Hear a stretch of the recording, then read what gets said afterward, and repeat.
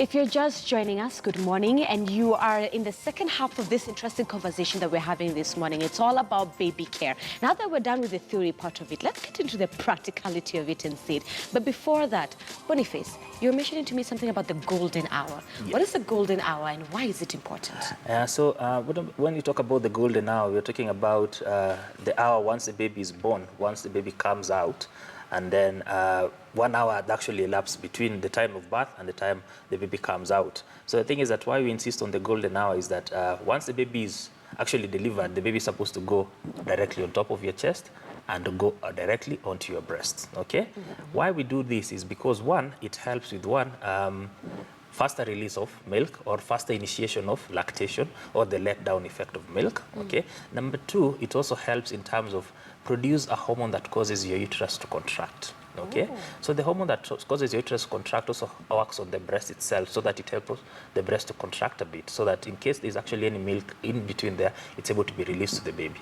And the thing is that the purpose as to why we say we want your uterus to contract is that so that once the placenta comes out, it reduces bleeding. And you find that most of the time, if uteruses do not contract during time of labor, we may lose the mother. I have to say, Boniface and Esther, I think it's amazing how God made a woman's body because all these things are just so natural. Yes. This happens and this happens and yes. It's like a sequence. Yeah. Speaking of which, now, Bonnie, what do you have there with you? That bone-looking structure. So essentially, this is a female pelvis. Okay. That's how it looks? So this is actually how it looks. So this is basically the behind part of it. This is actually the upper part of it, okay? So it's made up of several bones, okay? Some of them are actually movable, some of them are not movable, okay? But one thing to mention as well is basically this bone, okay? It's called the coccyx. So this one is a bone that actually is able to move, okay? And the thing is that during the time of, by the time you're actually heading towards the end of your third trimester, you find that things we call the ligaments around here tends to actually loosen up a bit, okay? So that during the time of labor, your pelvis sort of like miraculously opens up that way, slightly. Oh, then the baby... Yes, so as to create room for the baby to come in, okay? So that's why you find that most women towards the third trimester will always complain of lower back pain, pelvic pain, okay? Pressure down here. They walk like a duck. Okay, they have a funny walk. They have the penguin walk. Yes, they have a funny walk, the penguin walk rather, because of the looseness of this cartilage and raftery around here, okay? The reason as to why this is actually being done is that so that it allows for this baby to be able to navigate down, okay, the birth canal, okay? And why we usually insist on what we call positive positions during labor, more especially standing positions, because you're actually working with gravity rather than working against gravity. So when you're in labor, we don't really want you to be lying flat in bed, okay, on your back in bed. We actually want you to be up, you're walking around, you're opening your pelvis, okay, you're working with your gravity, okay? So it's more of like the way you'd have, like, let's say, this is a baby, the ball green inside, ball, okay? yes. It's a baby, okay? This is your uterus, okay? So if you slide down like that, contractions are happening. But what's happening to our baby? It's just being bounced up and down, up and down, up and down, okay? And that's it's not moving. That's not right, okay? So you'll have prolonged labor, okay, which can complicate. So, but the thing is that now, imagine if you turn it down like that, and then you're having it.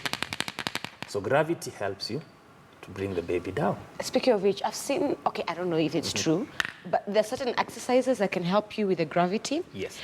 First of all, demystify this myth for me. Is it true that when you're pregnant, instead of just sitting down and taking pity, should I say, on your body, move up and down, do chores, do exercise, that sort of helps? Yes. And that's... Yeah, that's the whole idea. Like when you look at it, when you're teaching birth exercises, exercises to cope in labor, they're basically exercises just that move your hips around.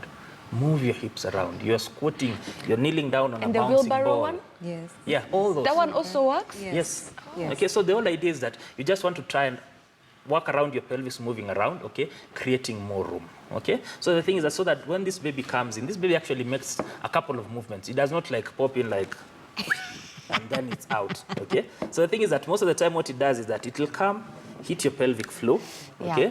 All right, so it's sort of like behind your bum, okay? And then it's going to rotate, okay? Its head, all right? And then it's going to sort of like extend its head. Okay? And then causes a bit of flexion of the head. Then it extends. And then once now it's like that, it does what you call restitution. It restitutes like that. Gosh. And then the baby now sort of like comes out. Okay? Yeah. So it's not an easy thing for this guy.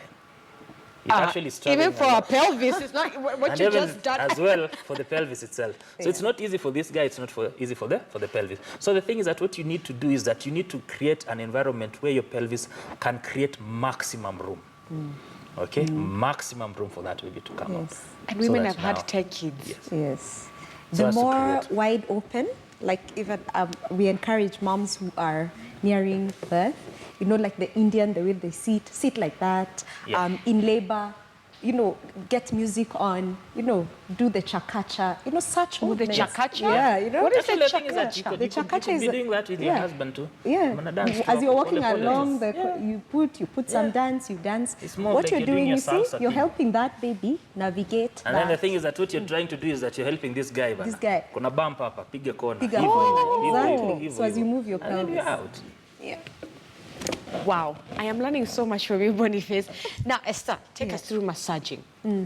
How, now that we talked about the importance of massaging, how do we massage, especially newborn babies? Babies. Yes. So the first thing is you have to prepare yourself. You don't want to harass because your baby sense your Energy, moods and your energy. So you need to be relaxed. So the first thing we actually tell, it can be moms. Moms communicate love. Our hands are small. We communicate love. Dads communicate protection. Protection. Exactly. So both can, but whoever it is, dad, you've been in traffic, fast get home, maybe take a shower, relax, you know, so that you're relaxed. Then the second thing is that you need to make sure that the room is warm. It needs to be a warm room because babies lose their heat very easily. So warm up the room. If it's up country, you can go sit in the kitchen where it's usually warm. If it's in here, we're going to July, so maybe have a heater in the room. Let the room be warm. Then your baby needs to be happy enough to be massaged. Oh. So we actually ask babies permission. And you know, babies talk to us. Everyone asks me, how? If I touch my baby and I lift the head like this, if my baby is interested, they have an open look. They look at you. They have eye contact. They will even smile sometimes. They will have eye contact. If your baby does not want that touch, they will turn their head. They will frown. Yeah.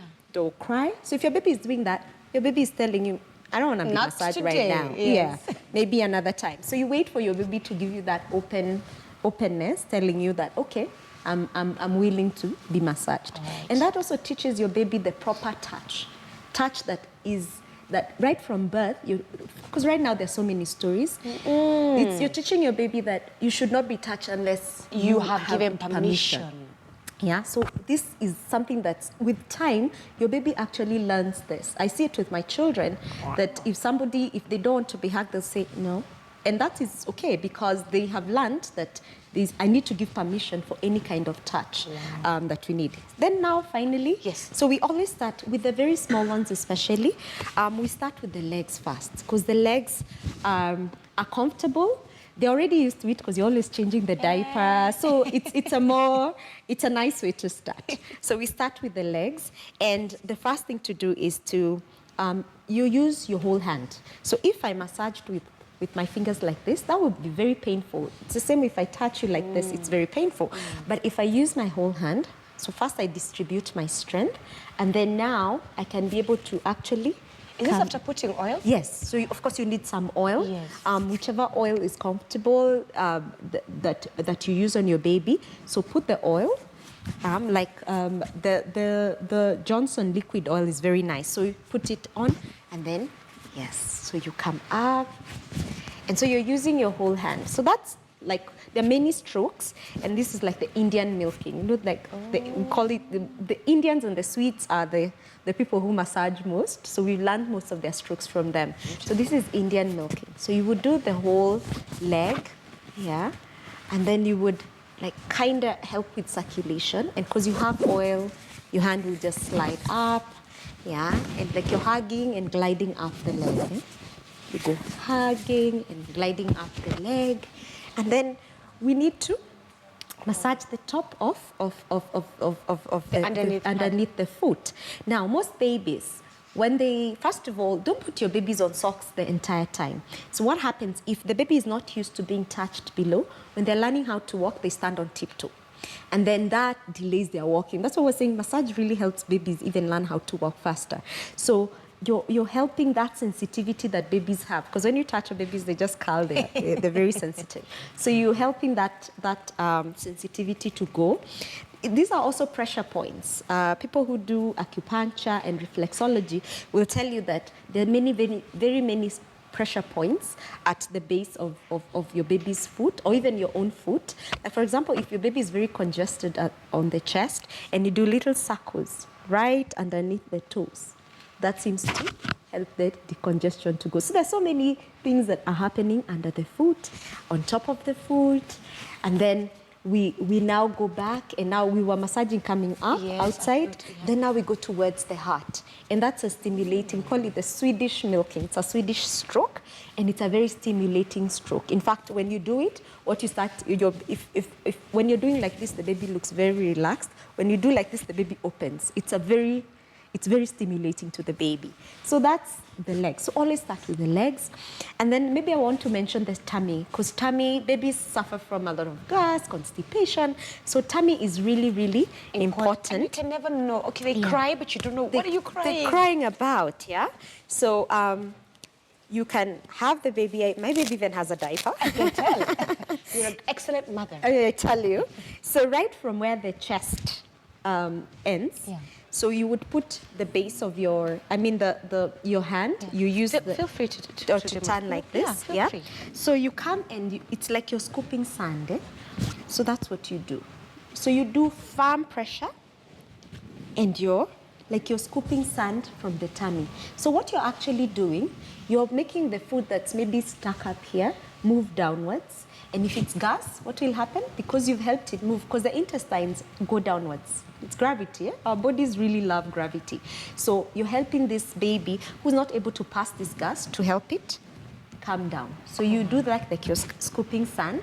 And then you can draw a sun. We call it a sun just to make moms remember. So you start from, it's a clockwise motion. So you start going towards the other end. So it's like you're drawing half a sun on the baby's tummy. So what you're doing is that now, first you've helped the gas come down, yeah?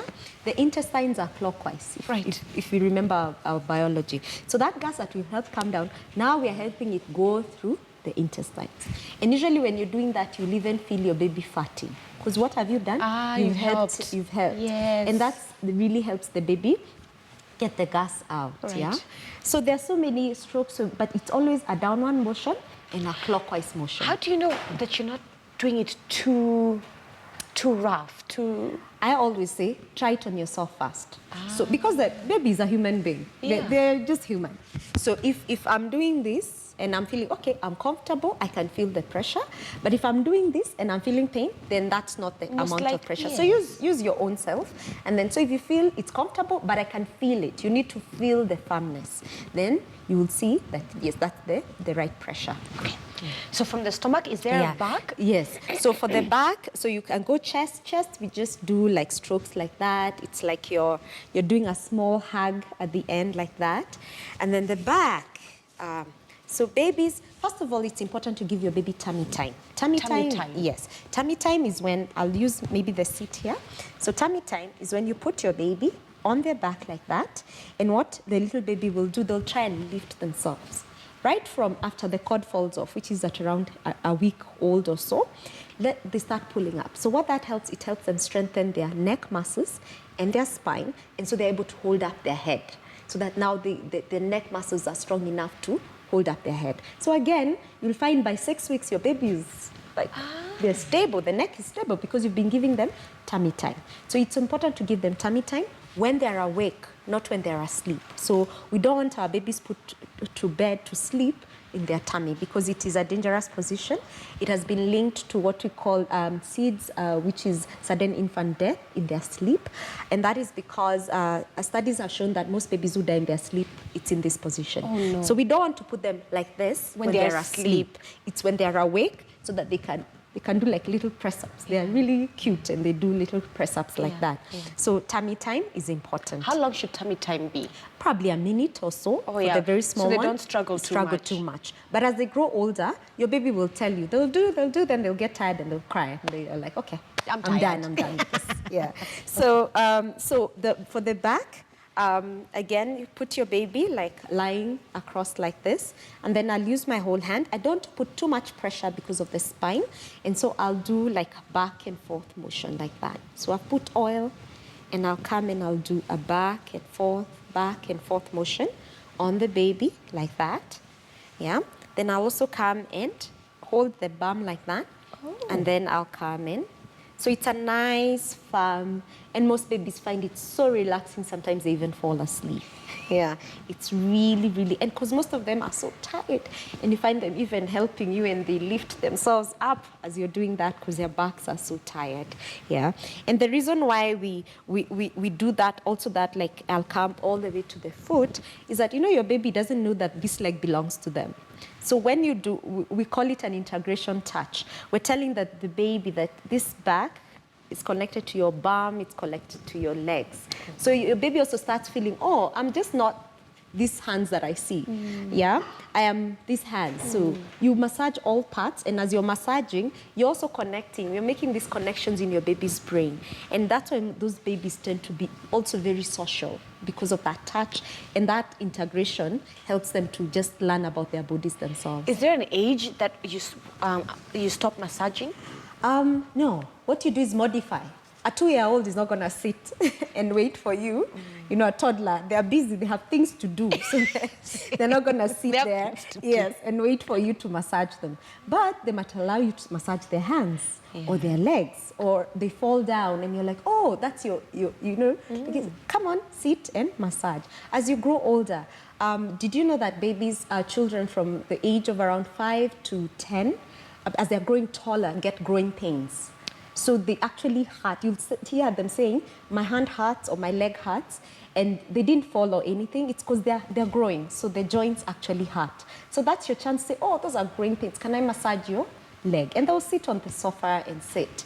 And that's the time they'll talk to you. You find that that's a time, because it's so intimate with you as in your child. It's a bonding session. Yeah, so your child will find, oh, that boy did this to me, and children nowadays are not having that interaction with their parents because everyone is busy. So when you take that 5 minutes to massage their legs, that's when they'll tell you little secrets that are going on in their lives. Your teenage daughter, when she gets her first period, that time they don't even want anything to do with mommy, but they have this period and they have cramps, and you tell them, okay, come on, sit down here, let me massage your back. Or let me put a hot compress on your tummy. Let me massage your back. She'll talk to you. She'll open up. Your son falls, your teenage son falls and hurts his hand. That's your time to say, okay, sit down, stand behind him and massage him. So how have you been doing? Because of the relaxation hormones, which is the same hormone that makes mothers breastfeed, oxytocin, it's the love hormone. When you are massaged, it is stimulated, and that helps you relax, and you're more likely to talk. But Boniface, even men can do this. Yes, they can. It's both dad. We're actually saying both dads and moms. You communicate different touches, so you both need to massage. All right. Now that that was a session and a half, I must say. Breastfeeding.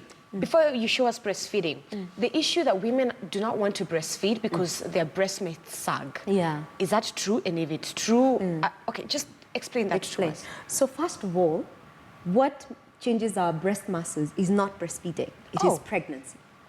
So whether or not you breastfeed, your breast will change because they grow. So it's a lie? It's a lie. It's a myth. So whether I breastfeed or not? Yes, they will change. Your breast will, the fact that you got pregnant, they will change. Secondly, gravity will work its way as you age. So, I always tell, okay, not to say badly, but if you look at women who've not given birth before and women who've given birth in their 60s, our breasts all look the same, whether or not I breastfed. Oh. Because gravity, age will make our muscles drop. So you would rather just nurture your child. What we say is, nowadays there are very many great bras. Use the right bra so that you support, even during pregnancy. The secret is now in the bra. Yes, in the bra. Right from pregnancy, because some people will not use the right bra when they're pregnant. So the muscles, you see, because they're heavy, the breasts become heavy as the ducts mature and all that. So you need a good bra that gives you good support so that during pregnancy and the after, you are, as the milk comes in and the breast is heavier, you're holding them up. So please, breastfeed your children. Boniface, as a registered nurse, tell me other secrets. The thing is that, first things first, yes, breastfeeding will never make a breast sag, okay? Pregnancy will make a breast sag. Because actually from, when you look at it from around 3 to 4, actually from around 4 to 5 months, you've already started having breast changes. And these breast changes will go on all the way to 9 months, okay? That will be 40 weeks. So that means you actually have like around 4 or 5 months of purely your breast enlarging, okay? And unfortunately, there's nothing you can do about that, okay? And the thing is that, yes, sagging will always come in with gravity on its own self. So a good firm bra, okay, that is comfortable for you, okay, during time of pregnancy, during the time of breastfeeding, okay, will help with that. Question. Yeah? Yes. Do you support implants? Are they okay? Like after you've had your child and you breastfeed, can women get implants? Yes, is that okay? if they're now, the thing is that if they're comfortable with them, but the thing is that now, unfortunately, once you get implants, then you will not breastfeed. You cannot breastfeed. Again. So, yes, because you interfere with the ducts, because you see they have to cut, so they interfere with how the ducts So work. probably after you finish the whole bath, Yeah, you can go with all for a that. breast implant Yes, because the yes. situation But then again, is... you know, the other thing is that all of them, there are surgeries that are going towards your chest. There are actually risks They involved carry around. great risks. Involved the quality of implant being used. If probably it's a low quality implant, it bursts inside. You know, guys, and that's all a that. conversation for another day. We'll do pros and cons, at least. Let's talk about the breastfeeding now. Yeah. So the first thing is, as he said, is put your baby on the breast immediately after birth. The golden The hours. golden hour. That just stimulates the breasts. Your brain it tells the brain, come on, this person is out here. Yes. We need to make milk. The second thing is that positioning is very important. The greatest complaint that most women say is that it is so painful to breastfeed. And I tell them it is painful because you're holding the breast badly. Or even the way you hold? Yes. So first of all, you need to hold the breast like this, like with a C, and not like this. Because that's what you see women doing. Because what you do this, you're actually pulling back the areola. And so when I put my baby will get very little and they'll end up on the nipple. Now the nipple is the most sensitive part of the breast. Yes. And then the ducts are not around there. The ducts are actually behind here. So we need the baby's mouth to come and cover most of the whole nipple and most of the areola. Right. For Africans, we have big areolas, so sometimes they can't take the whole areola. What about for women who have small areolas? So if they have small, then the baby should take all of it. Yes. So what we want to do is positioning. So we hold it like this. And then I'll take my baby. So my baby has to face their food. Yes. So you find people breastfeeding, the head is like this, and it's like this. So that's equivalent to me breastfeeding like this. So what happens? My neck muscles are tired. I will not have a good suckle because I don't drink like this. I drink like this. Yeah. So I face my food. So the same thing, my baby has to face the food. So turn the whole body to face. Oh, the whole, not just the head, not just the neck, not and just the neck. entire you body. Turn the whole body like that. And then now I will come and help my baby. So most newborns tend to, they're wondering, what am I looking for? So I want my baby to completely turn like that, and I will help them come and take the whole areola in, and you can even do like it's a sandwich, call it a sandwich, push it so that now this protrudes forward so that the baby can get the whole, when the baby opens their mouth, they can get the whole areola. Oh, wow. So once the baby is feeding, and it should not be painful, the baby will feed for as long as they need to. It's on demand. Yes. Right. So we don't count the clock. We don't look at the clock and say, okay, 10 minutes, that's it. Some babies will feed for 20 minutes, 30 minutes. Once they're done, change them and put them in the opposite one. Oh, yes. wait, when they're done breastfeeding on one side, you yes. put, but what if they're full? If they're full, that's fine. How do you know when they're full? They will come off the breast. They just come off and they look happy. They're nice. They look almost drunk. They have that glow. That glow like, I'm done. if they're not full, and usually that's how you know, when they come off one, sometimes because the flow has reduced, the milk in that breast has reduced a bit, and some babies like that flow. Right. When they come off, then they start looking for the breast again, because they have all these rooting reflexes telling that they need to feed. So then that tells you, okay, maybe they need to feed some more. I put them. So it's on demand. Feed for newborns, sometimes some babies are sleepy, so they sleep and forget to wake up to feed. So for newborns, we say every 2 to 3 hours, especially if your baby was below 3 kilos, you need to actually wake them up at least after 2 hours to eat. Because sometimes the very small one tends to be lazy, so they can't sleep. But as the child grows older, they'll want to feed. So the first thing I tell parents, trust me, your baby will need to feed every 2 to 3 hours in at least the first 2 months of life. So you need to prepare yourself. You need to organize your life so that in those 3 hours, are you able to get rest in between? Because you will have to wake up to breastfeed your baby. Boniface, is it wrong, especially if the baby is, let's say a month, or it's just a few days old, or a month, 2 months, to then substitute breast milk or my breast for the bottle? If the baby's... if the baby's still a few months, not even months, let's say the first month. Now, the thing is that... Because you see mothers pumping. Yes. Yeah. Yes. So is it okay? So the first month, we don't give the bottle because it will cause what we call nipple confusion. Yes. The mechanism of removing milk from a bottle is different from the breast. Babies are naturally lazy. If you give them a bottle, they'll say, this breastfeeding is hard work, I don't. Yeah.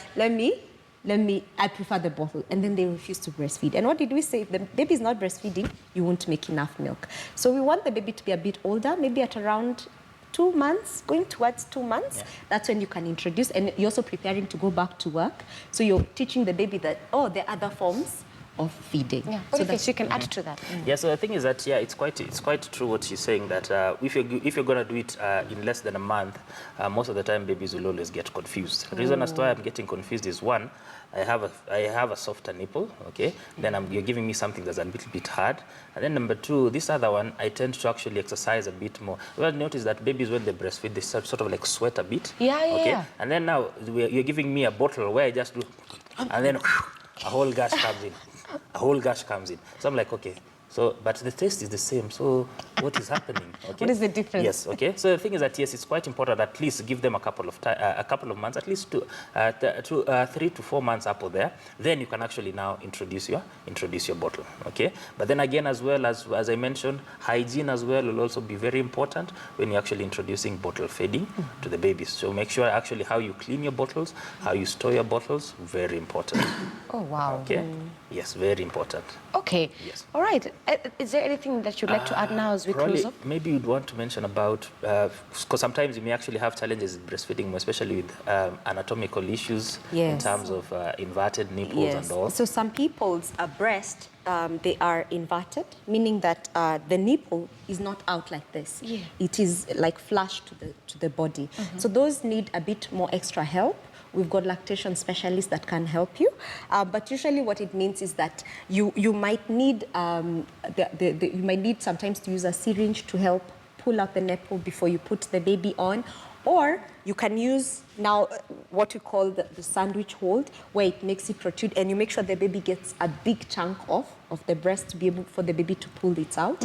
We've got stuff like engorgement. Engorgement is when your baby is not breastfeeding as fast as the milk is being made. So your breast becomes hard like a stone, and it's painful. So you just need to express that milk, get that milk out.